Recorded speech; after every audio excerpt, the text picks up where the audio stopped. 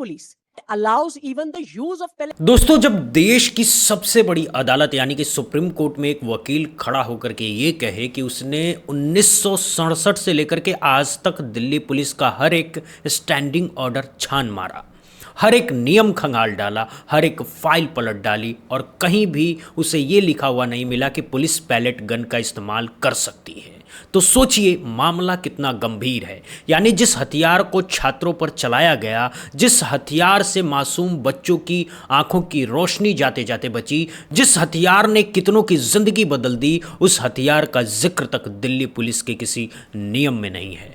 तो फिर सवाल ये उठता है कि आखिर यह हथियार आया कहाँ से, इस्तेमाल का आदेश किसने दिया और ये पूरा खेल कैसे रचा गया। यही सवाल आज सुप्रीम कोर्ट में उठा और यही सवाल आज पूरे देश के मन में है। मुख्य न्यायाधीश सूर्यकांत के सामने आज एक ऐसी सुनवाई हुई जिसने अमित शाह की मुसीबतें और बढ़ा दी है। पहले तो विपक्ष घेर रहा था, फिर संघ ने घेरा, फिर छात्र सड़कों पर उतर आए और अब सुप्रीम कोर्ट भी इस पूरे मामले में कूद पड़ी है। यानी चारों तरफ से घेराबंदी हो गई है और इस घेराबंदी से निकलने का कोई रास्ता नहीं दिख रहा है। दोस्तों, बात यह है कि 20 जुलाई को जो कुछ भी जंतर मंतर पर हुआ वो अपने आप में एक काला अध्याय था। निहत्थे छात्रों पर लाठियां बरसी, पैलेट गन चली, छात्रों के साथ बदसलूकी हुई, पिंटू कुमार जैसे कर्मचारियों के पैर तक टूट गए। ये वो तस्वीरें थी जो पूरे देश ने देखी और पूरी दुनिया ने देखी।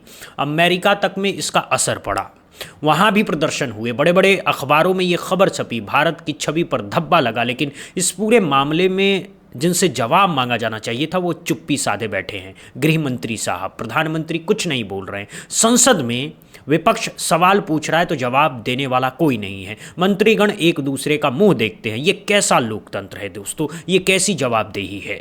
दोस्तों, आज की सुनवाई में जो सबसे बड़ी बात सामने आई वो ये थी कि पैलेट गन का इस्तेमाल सबसे पहले कश्मीर में हुआ था।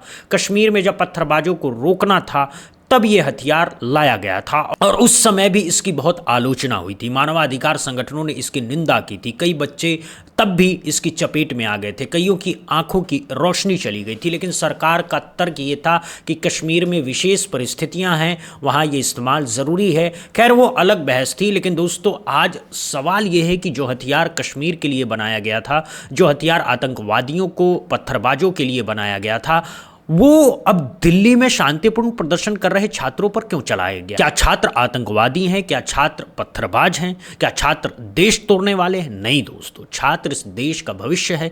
छात्र वो है जिन्होंने आज़ादी की लड़ाई में भी हिस्सा लिया था। छात्र वो हैं जो हमेशा से इस देश की चेतना रहे हैं। जेपी आंदोलन छात्रों ने चलाया, अन्ना आंदोलन में छात्र थे और अब जब ये छात्र अपने हक की बात कर रहे हैं तो उन पर पैलेट गन चला दी गई।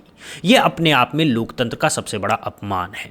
दोस्तों, 2016 में एक टास्क फोर्स बनी थी जिसकी अध्यक्षता खुद केंद्रीय गृह सचिव कर रहे थे। इस टास्क फोर्स ने पैलेट गन के इस्तेमाल पर कुछ मानक तय किए थे। इसी तरह 2011 में एक एसओपी बनी थी। 2016 में एक हाई पावर्ड कमेटी की रिपोर्ट भी आई थी। लेकिन इन सब में एक कॉमन बात यह थी कि पैलेट गन कब, कहां और किन परिस्थितियों में चलाई जा सकती है, इसकी सीमाएं तय की गई थी और ये सीमाएं बहुत सख्त थी। जान का खतरा हो, बड़े स्तर पर हिंसा हो, तभी इसका इस्तेमाल। लेकिन दिल्ली में क्या हुआ? दिल्ली में तो कोई पत्थरबाजी नहीं हो रही थी, दिल्ली में तो कोई हिंसा नहीं हो रही थी, दिल्ली में तो बस बच्चे अपनी मांगों के साथ बैठे थे, पोस्टर लिए हुए थे, नारे लगाते हुए, और उन पर पैलेट गन चल गई। ये कैसे हुआ? किसके आदेश पर हुआ? ये सवाल आज सुप्रीम कोर्ट में उठाया गया। दोस्तों, वकील ने बहुत साफ शब्दों में कहा कि अगर दिल्ली पुलिस के पास कोई स्टैंडिंग ऑर्डर है जो प्रदर्शनकारियों पर पैलेट गन के इस्तेमाल की इजाज़त देता है तो वो कोर्ट के सामने पेश किया जाए। अगर नहीं है तो फिर किस कानूनी आधार पर छात्रों पर यह हथियार चलाया गया? ये प्रश्न बहुत तेज था। ये प्रश्न सरकार को कटघरे में खड़ा करता है क्योंकि जवाब कुछ है ही नहीं। कोई ऑर्डर नहीं है, कोई नियम नहीं है, कोई प्रोटोकॉल नहीं है, बस मनमानी है। और इस मनमानी की सजा भोगी छात्रों ने। दोस्तों, मुख्य न्यायाधीश सूर्यकांत ने आज एक सख्त टिप्पणी की। उन्होंने कहा कि अब सुप्रीम कोर्ट खुद तय करेगा कि पैलेट गन का इस्तेमाल कब, कहां और क्यों हो सकता है। सरकार से हलफनामा मांगा गया है, विशेषज्ञों की राय ली गई है। कोर्ट ये भी विचार करेगा कि क्या यह हथियार पूरी तरह से बैन कर दिया जाना चाहिए। ये अच्छी बात है, लेकिन दोस्तों यहीं पर मेरा सवाल है, सिर्फ दिशा निर्देश देने से क्या होगा? जो कुछ हुआ उसकी जिम्मेदारी किसकी है? जिन्होंने आदेश दिया उन पर क्या कार्रवाई कार्रवाई होगी? जिन बच्चों को चोट लगी उनका इलाज कौन कराएगा? जिन परिवारों की जिंदगी बर्बाद हुई उनका क्या होगा? सिर्फ भविष्य के लिए नियम बनाना काफी नहीं है, जो अतीत में हुआ उसका हिसाब भी होना चाहिए। लेकिन शायद सुप्रीम कोर्ट यहां थोड़ा नरम पड़ गया है। दोस्तों, मुझे इंदिरा गांधी का जमाना याद आ रहा है। बहुत से लोग इंदिरा गांधी को तानाशाह कहते थे।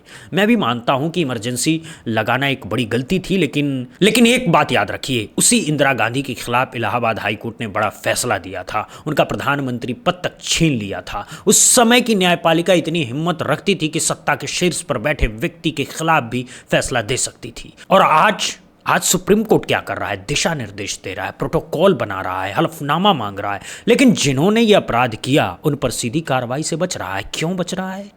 क्या सुप्रीम कोर्ट अब उतना ताकतवर नहीं रहा? क्या न्यायपालिका पर भी अब कोई अदृश्य दबाव है? क्या जज खुल करके फैसला देने से डरने लगे हैं? ये सब सवाल है जो हर आम आदमी के मन में उठ रहे हैं, और ये सवाल हमारे लोकतंत्र के लिए बहुत खतरनाक है, क्योंकि जब न्यायपालिका अपनी हिम्मत खो देती है तो लोकतंत्र भी अपनी जान खो देता है। दोस्तों, संसद में आज महुआ मोइत्रा ने बहुत सटीक बात कही। उन्होंने गृह मंत्री की एक तस्वीर लहराते हुए कहा कि हमारे गृह मंत्री की ये बहुत अच्छी तस्वीर है जो असल में कहीं नजर नहीं आ रहे हैं। 20 जुलाई से जब जंतर मंतर पर छात्रों और निहत्थों प्रदर्शनकारियों के साथ जो कुछ हुआ, तब से हम बस गृह मंत्री के बारे में पूछ रहे हैं कि वो कहाँ हैं। दिल्ली पुलिस उनके अधीन है, सीआरपीएफ उनके अधीन है, आरएएफ उनके अधीन है, तो जवाब उन्हें ही देना है। महुआ ने बहुत सीधा सवाल पूछा, या तो गृह मंत्री ने खुद हिंसा का आदेश दिया या फिर उन्हें इसकी जानकारी ही नहीं थी। दोनों ही स्थितियों में वो जिम्मेदार हैं। अगर आदेश दिया तो अपराधी हैं, अगर जानकारी नहीं थी तो अक्षम हैं। दोनों ही स्थितियों में उन्हें कुर्सी छोड़ देनी चाहिए। ये तर्क बिल्कुल सटीक है, इसका कोई जवाब नहीं है। लेकिन अमित शाह जी ना तो कुर्सी छोड़ रहे हैं और ना ही सामने आ रहे हैं, बस चुप्पी साधे बैठे हैं जैसे कुछ हुआ ही ना हो। दोस्तों, संसद के बाहर भी संग्राम मचा हुआ है। विपक्षी सांसद नारे लगा रहे हैं, नहीं चलेगी, नहीं चलेगी, सरकार नहीं चलेगी।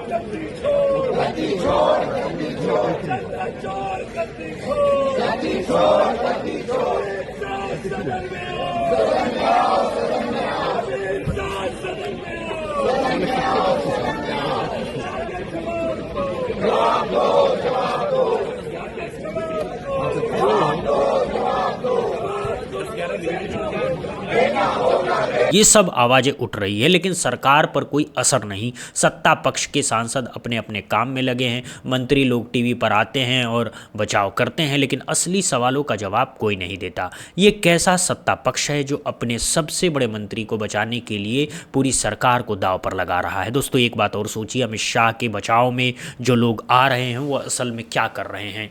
वो कह रहे हैं कि मजिस्ट्रेट ने आदेश दिया था, पुलिस ने अपने अधिकार क्षेत्र में काम किया, सरकार का कोई हाथ नहीं है। लेकिन दोस्तों, ये तर्क बहुत ही बचकाना है। सोचिए, इतना बड़ा प्रदर्शन, पूरे देश की नज़र थी, अंतर्राष्ट्रीय मीडिया कवर कर रही थी, हजारों लोग जुटे थे। ऐसे में क्या एक मजिस्ट्रेट अपने दम पर पैलेट गन चलाने का आदेश दे देगा? क्या उसे नहीं पता होगा कि इसके क्या नतीजे होंगे? क्या उसे नहीं पता होगा कि कल बलि का बकरा वो खुद बनेगा? बिल्कुल पता होगा। इसीलिए कोई भी मजिस्ट्रेट बिना ऊपर से हरी झंडी के इतना बड़ा कदम नहीं उठाएगा। और ऊपर मतलब कहाँ? ऊपर मतलब गृह मंत्रालय, ऊपर मतलब खुद गृह मंत्री। तो जवाबदेही सीधे अमित शाह की बनती है। इससे भागा नहीं जा सकता है, इसे टाला नहीं जा सकता है। दोस्तों, देश में जब कोई आंदोलन होता है तो सरकार का पहला हथियार क्या होता है? पहला हथियार होता है आंदोलन करने वालों को बदनाम करना।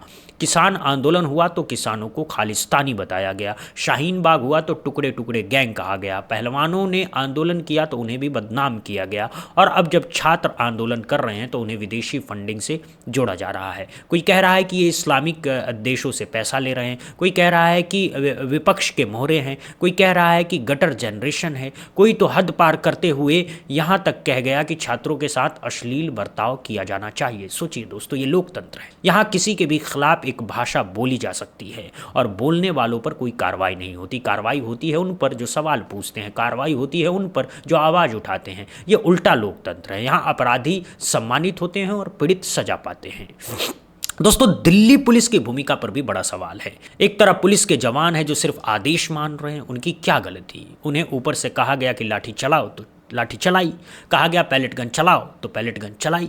लेकिन ऊपर बैठे अधिकारी और उससे ऊपर बैठे मंत्री, इनकी क्या भूमिका है, इनसे कोई सवाल क्यों नहीं पूछता? दिल्ली पुलिस के कमिश्नर से पूछा जाना चाहिए कि आपने ये आदेश किस आधार पर पारित किया, किसने आपको ये हिम्मत दी, कौन सा नियम आपने देखा? लेकिन नहीं, दिल्ली पुलिस के कमिश्नर से भी कोई सवाल नहीं पूछ रहा है, जैसे ये पूरा तंत्र किसी अदृश्य ताकत के नियंत्रण में हो। दोस्तों एक बात और, अगर आज छात्रों पर पैलेट गन चली है तो कल ये किसी और पर भी चल सकती है, परसों आप पर भी चल सकती है, क्योंकि जब एक बार ये हथियार खुल करके इस्तेमाल होने लगता है तो फिर इसका इस्तेमाल हर छोटी बड़ी घटना में होने लगता है। ये एक खतरनाक मिसाल है, ये एक ऐसा लकीर है जिसे एक बार पार कर लिया गया तो वापस लौटना मुश्किल है। इसीलिए ज़रूरी है कि इस पर तत्काल रोक लगे, जो हुआ है उसकी जवाबदेही तय हो और भविष्य में ये ना हो, इसके लिए सख्त कानून बने। लेकिन क्या सरकार ये करेगी? शायद नहीं, क्योंकि सरकार को इस हथियार की ज़रूरत है। जब जनता जागती है, जब आंदोलन खड़े होते हैं, तब सरकार को कोई हथियार तो चाहिए ही जिससे लोग को दबाया जा सके, और पैलेट गन उसी काम आती है। तो सरकार इसे आसानी से नहीं छोड़ेगी, लड़ाई लंबी चलेगी, लेकिन लड़नी होगी।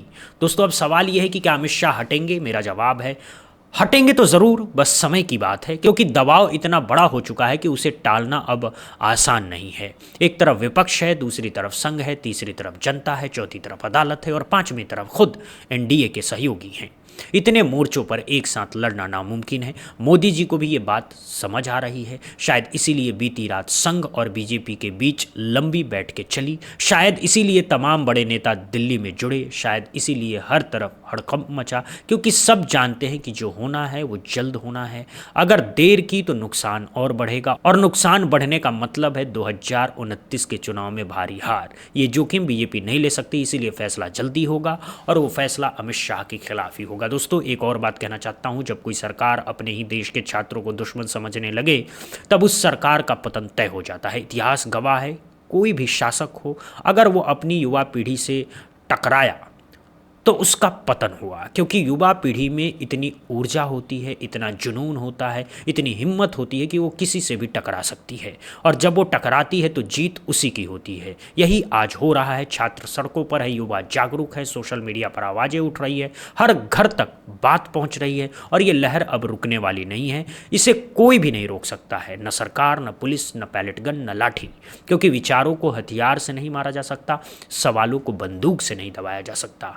जब तक जवाब नहीं मिलेगा सवाल उठते रहेंगे और एक न एक दिन जवाब देना ही पड़ेगा। दोस्तों अंत में मैं यही कहना चाहता हूं कि आज सुप्रीम कोर्ट में जो सुनवाई हुई वो सिर्फ एक कानूनी सुनवाई नहीं थी, वो हमारे लोकतंत्र की सुनवाई थी। वो इस बात की सुनवाई थी कि क्या इस देश में अभी भी अदालतें आम आदमी की बात सुनती है, क्या न्यायपालिका अभी भी अपनी जिम्मेदारी निभाने के लिए तैयार है, क्या जज सत्ता के दबाव में झुकने वाले हैं या फिर अपने विवेक से फैसला देंगे। ये सब सवाल आज कोर्ट में तैर रहे हैं। मुख्य न्यायाधीश सूर्यकांत ने कुछ अच्छे संकेत जरूर दिए हैं, लेकिन अभी बहुत कुछ बाकी है। सिर्फ प्रोटोकॉल बनाने से काम नहीं चलेगा। जो अपराधी हैं उन पर कार्रवाई होनी चाहिए, जो पीड़ित हैं उन्हें न्याय मिलना चाहिए, और सबसे बड़ी बात, जो सिस्टम इस मानसिकता को बढ़ावा देता है उसे बदलना चाहिए। ये छोटा काम नहीं है, ये बड़ा काम है और इसमें समय लगेगा, लेकिन ये होगा ज़रूर, क्योंकि इतिहास में बदलाव कभी रुके नहीं है, वो हमेशा आए हैं और आगे भी आएंगे। बस समय की बात है। दोस्तों बहरहाल बात यही समाप्त करते हैं, लेकिन जाते जाते एक सवाल आप पर छोड़ जाता हूं।